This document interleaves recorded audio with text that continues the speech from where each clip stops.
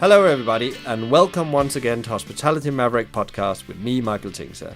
We at Hospitality Mavericks are here to inspire entrepreneurs and leaders in the hospitality industry to create heart-centered and profitable businesses from the inside out, the kind that both employees and customers love and support. In today's podcast, we'll be talking with Søren Iversen, the Chief Operating Officer at Ziik.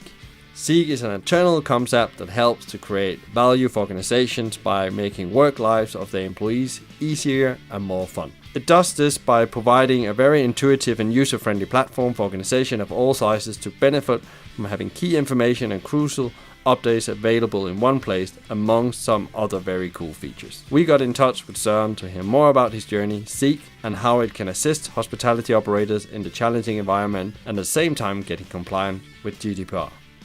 Hello, Søren. A pleasure to have you here at Hospitality Mavericks. And we've really been looking forward to today because we're going to be talking about something that's very relevant, productivity, and also GDPR, which is coming up for many businesses. Yeah.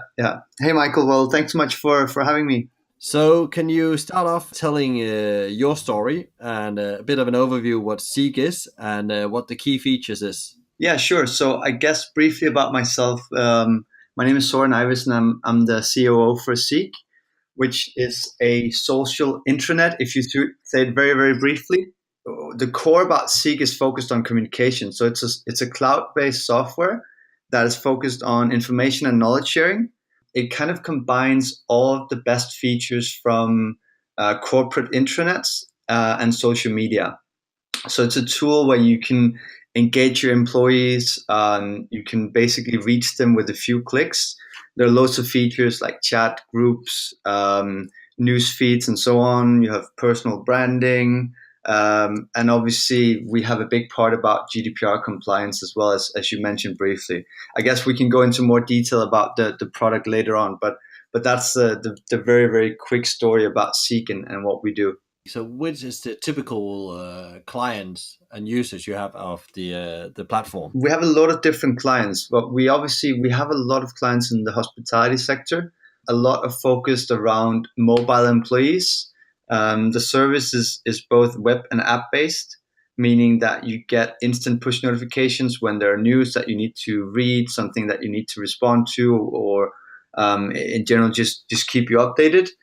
Which is very good once you have mobile employees in, say, restaurants or retail stores and so on. So an example would be Dunkin' Donuts, where you have some of our clients are needing information very quickly once they're in restaurants. It can be if they've forgotten how to turn on the fridge or whatever it may be. It can be in the guidelines on our platform. So it's easy access to very critical information. Yeah, and what I really love about Ziik as well is the ability for the frontline employees to be empowered to take action. Sometimes they don't have to go and find their managers, and we know we now have the millennial generation, which is used just to Google things. They don't ask their managers; they just Google things and find a solution for it. So that's what I really love about the product as well. It's a good point, and sorry to interrupt, but it's we have this search bar in our software, which is, without being too technical, you can kind of have a search bar that looks at different aspects of a platform, whereas ours searches across all of different folders, chats, documents, and so on.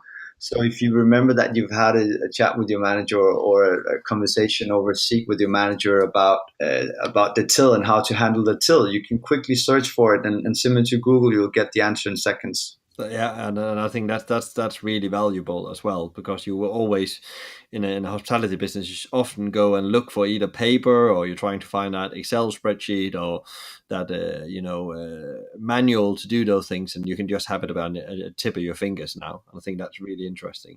But moving to another subject that's really hot in the moment, GDPR. A lot of businesses are talking about it, and we've been talking about it as well. This is a challenge. There's no doubt about it, but this is coming and it's here to stay, and the consequence of not being on top of it can be quite big. But it's quite amazing that still 2/3, almost 60% of UK businesses are not 100% aware how GDPR are going to actually impact them or affect their organization. Can you, I know it's not a simple, GDPR is not simple. Can you in a way simplify what GDPR is? there is, and maybe also how does Ziik actually help hospitality businesses in this sense? Yeah, sure. That's a very big question, but I'll give it a go.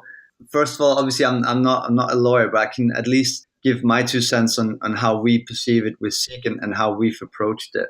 So I guess to kind of take it, split it into two, because it's twofold, right? So if you look at just GDPR in general, and what it is, and I completely agree with you. I think that there are a lot of companies out there that are not 100% aware of how it's going to affect them, simply also because it's so new. And I think also a lot of the regulatory bodies don't know yet. But overall, GDPR is a way of having all of the members of the European Union and the countries that deal with their countries have a form of unified approach to how they handle their data. So it's a way of you and I, as a customer and as private people, to have knowledge about where our data is at all times. And so the overall idea, I really like the idea, and it's a good approach that you now have, also with the larger corporations, that you actually know where your data is and how it's used for advertisements or profiling or whatever it may be used for.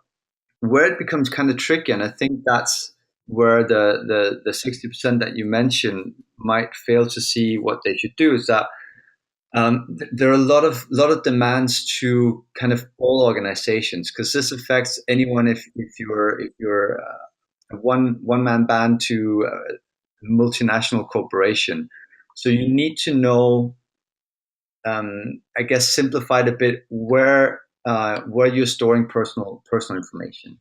And personal information can be anything from your name, email address, phone number. It can really be everything, right? So I think also some of the smaller companies, they have this personal data because they might have their customer information, they might have some um, information of some of their partners. So it's very, very important for them to know, how do I store and manage this information? And that is a very, very tricky process, because what you need to have all these data processor agreements. You need to have know that your privacy policy is in order, and you need to know exactly where the data is stored, how to access it, and how to delete it if it's asked by the customer. Second point to it is that a lot of companies will have to, um, not completely change their setup, but they definitely need to make some changes to it, because from now on, what you need to do is that you need to have essentially what's called privacy by design or by default. So you're no longer, when you're signing up to or buying something online, beforehand, the box about getting a newsletter was always ticked, and you had to untick it. That has to be the other way around. So you have to, going on from here, you have to actively sign up to things for your data to be stored with a different company. So I guess that's kind of the first part of GDPR, and I'm not sure if it summarized it very well, but at least that's some of the points that cover a bit on the GDPR side. So what you're saying is that you need to know where your data is stored. You need to be able to control it. What I mean by that is delete it, and you need to make sure that when people sign off, they've done that on their own will and not by an accident. It has to be very clear for them they are signing up with Exactly, their personal data. exactly. That's probably a much better summary than mine. But yeah, I guess that's the first bit of your question around GDPR, and the second bit around, you were asking about how Seek has approached the journey of compliance. So I think for us, similar to the 60% you mentioned before, we went through different stages, where the first one was kind of chaos, right? Because you didn't really know what was up and down. You didn't know what was expected from you, and so on. So the first stage is just kind of going from not knowing what's demanded from you, and going into the second stage, which is more creating an overview. Um, so that's what we did. We basically sat down, tried to find as much information out there as possible. There's a lot more today, because we're so close to the 25th of May. So there's a lot more kind of like guidelines out there that people can follow. But when we started, it was very, very hard to find articles. So we kind of took everything that we could, gathered a list, and then our approach from there on was that we actually thought that we could do everything ourselves and just get compliant by following our own um, little steps, our own guidelines. But we realized quite quickly in that process that we needed to work with professional people in this sense to make sure that our system was 100% compliant. And doing that, we also came to the realization that actually we might be able to take GDPR from being a big challenge for us and something that we just had to get over with into making it more of a not a trademark, but something that might be an advantage for helping our customers. So working with these experts, they obviously helped us create all the documents needed to adapt our platform to make sure that we store the information as we should. And in that, we also gained that we're actually able to help our customers become compliant in their internal communication. So that was kind of us looking at GDPR and saying, how do we turn this into a trademark? So that's kind of been the journey. But other than that, there's not a lot of kind of tricks to it, right? There are just a lot of steps that you need to go through.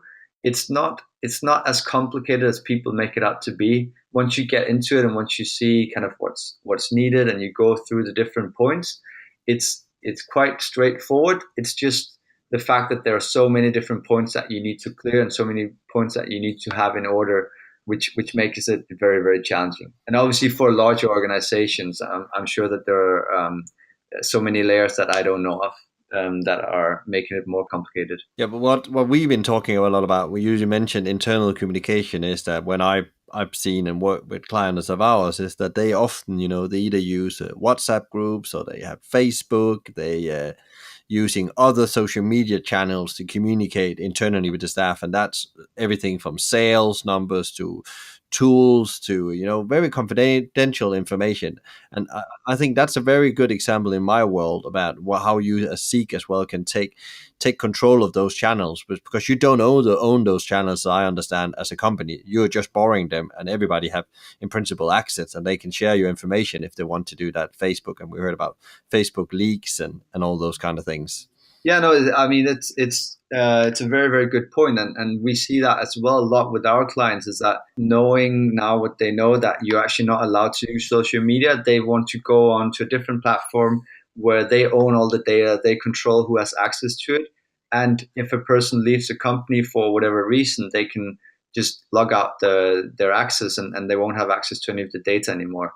But I think especially with Facebook, WhatsApp group, as you mentioned, a lot of companies are not aware that you're not allowed to use this in a professional setting. So again, going back to kind of what defines personal data, it can be as little as a name, it can be a phone number, it could be an email address, which a lot of people are communicating if you're in retail. It can also be on just general information about your customers.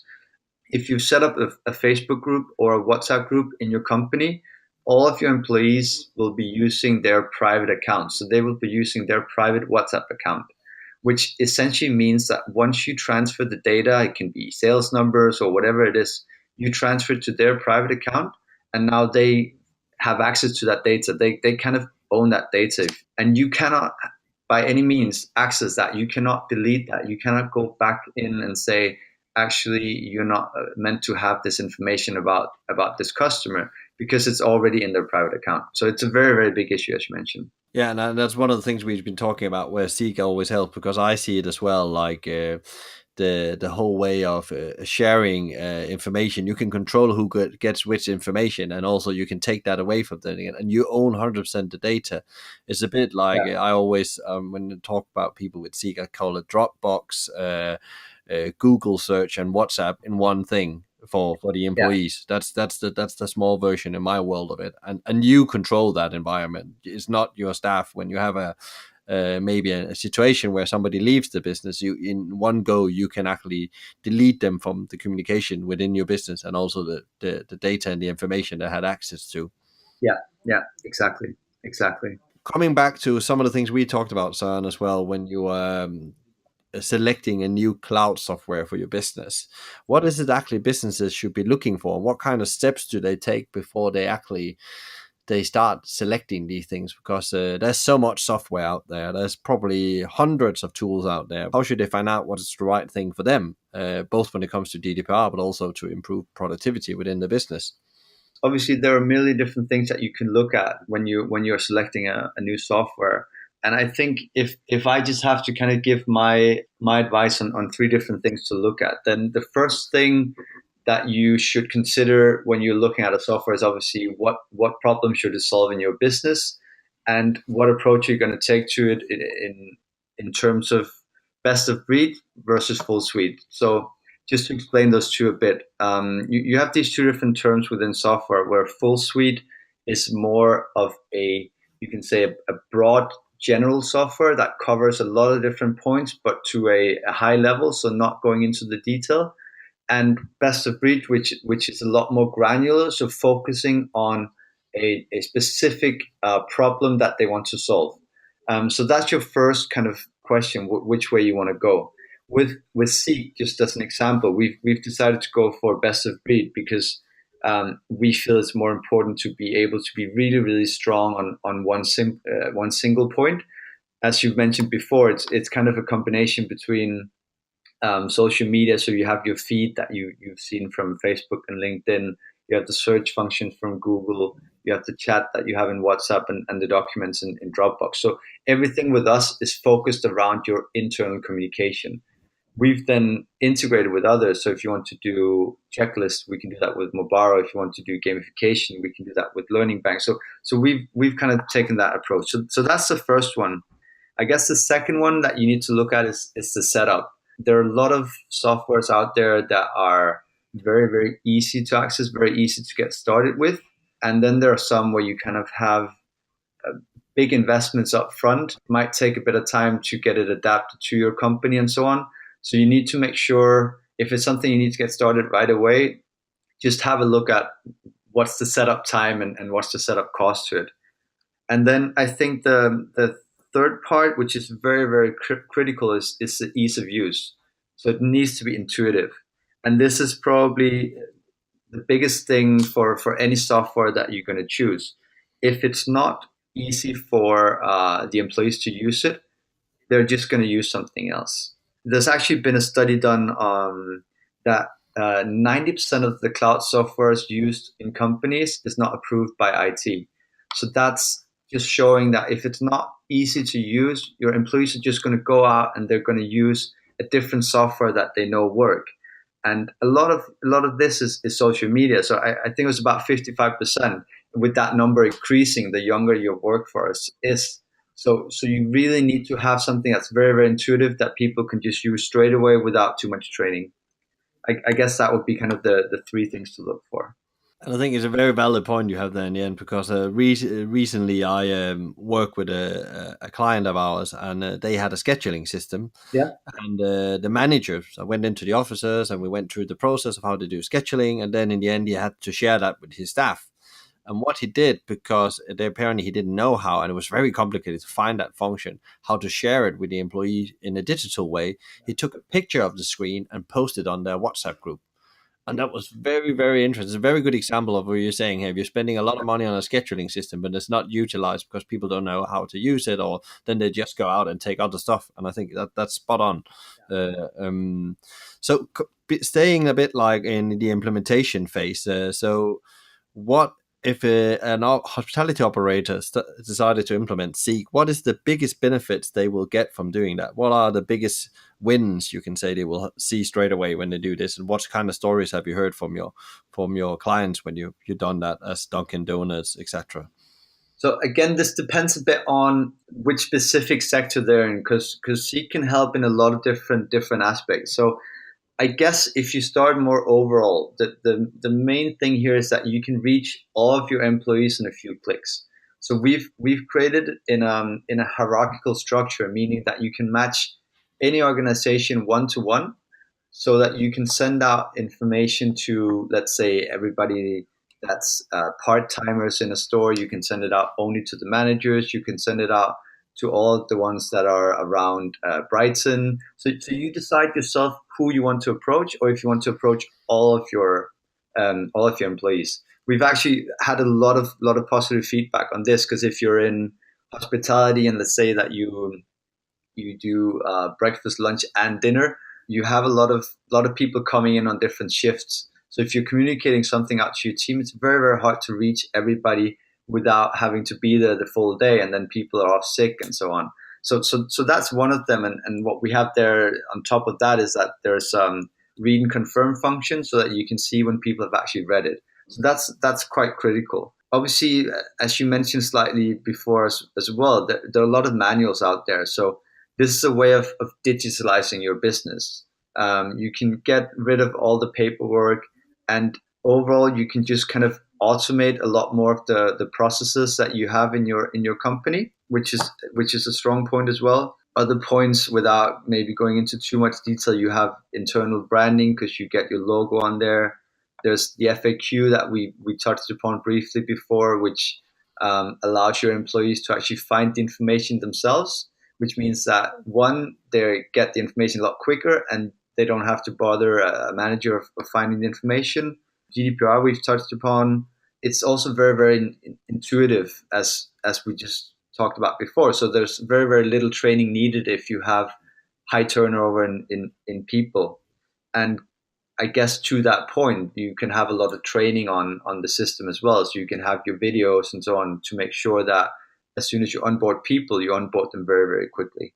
Is there any specific types of, we're talking about now implementing it and what kind of benefits it gives? Is there any specific, operator that really would gain from this? Is this quick service? Is this casual dining? Or this is relevant for everyone in your view? I mean, in my view, it's relevant for everyone. And also, if you look at our customer profile, we do really have a very wide number of customers and from a lot of different industries. But I would say it's very, very good for mobile employees, right? So that's very much if you need to access the information quickly. And again, going back to kind of all the points before, if you're in a restaurant, for example, this will save you time and money, right? Because you can get the information very, very quickly. You make sure that the manager's time is utilized the best way possible. It's easy on the shift planning or whatever it may be. So you're saving a lot of time while you're also making your employees more efficient, you can say. Yes, because then leads me into the question about productivity. Do you have some feedback from clients, understanding about how your technology actually helps with the productivity? Because you said giving the managers time to focusing on what's really is the right thing, the employee and the customer experience. Do you have any stories, feedback where you're actually seeing that this technology can help with that? Yeah, so obviously, without mentioning any names, we have a lot of clients that are really really enjoying the fact that they can close down all of their social media groups, simply because before they had maybe 20 different groups across WhatsApp, Facebook, and so on, which is very very confusing for a manager. So they've been able to close that down, which also means that you can kind of put a line between your professional and your private life, which is very important to them. Other good stories that are around kind of campaigns you can run.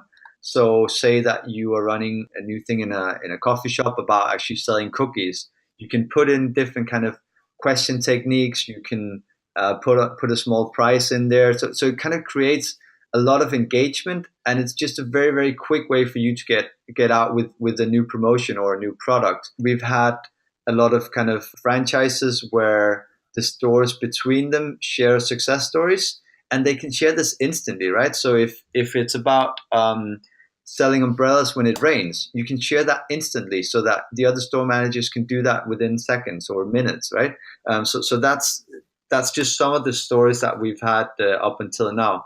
And then overall, people just enjoy using the software. What I often talk with people from technology selling into hospitality and the operators is that the human factor. Do you think technology is going to take away the human factors, which is so important in hospitality? Because the human factor is creating the experience in my world.